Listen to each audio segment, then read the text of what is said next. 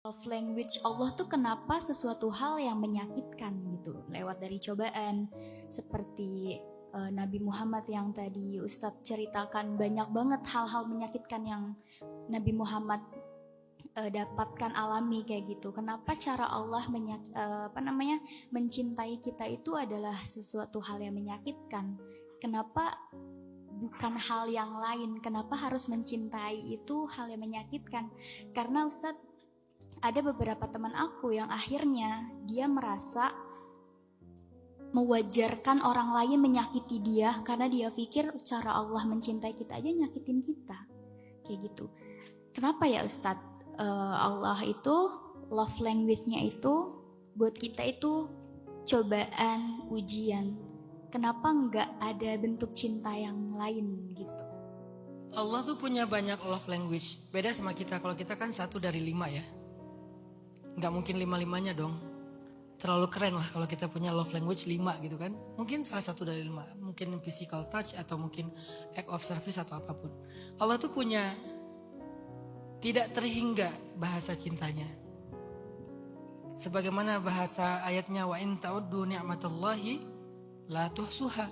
Kalau kalian pengen menghitung nikmat Allah, kalian gak akan pernah bisa menghitungnya. Jadi bahasa cintanya Allah itu bukan cuma ujian. Ujian itu salah satu di antara bahasa cintanya Allah.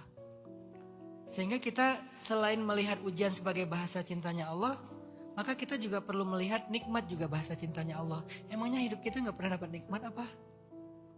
Kemudian hidayah juga bahasa cintanya Allah. Emangnya kita gak pernah dikasih petunjuk apa?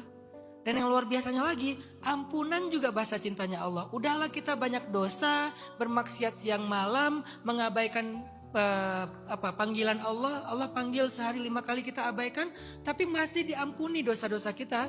Allah tunggu kapan kita bertobat. Ketika kita berbuat dosa di siang hari, Allah tunggu di malam hari.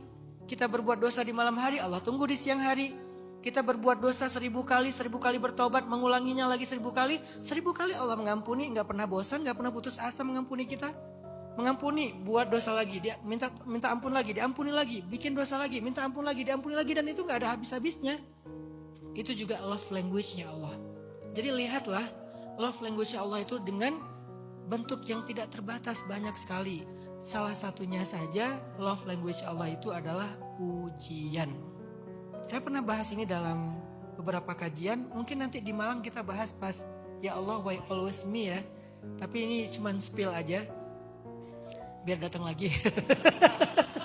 Enggak, karena waktu kita terbatas gak mungkin juga saya bahas panjang lebar.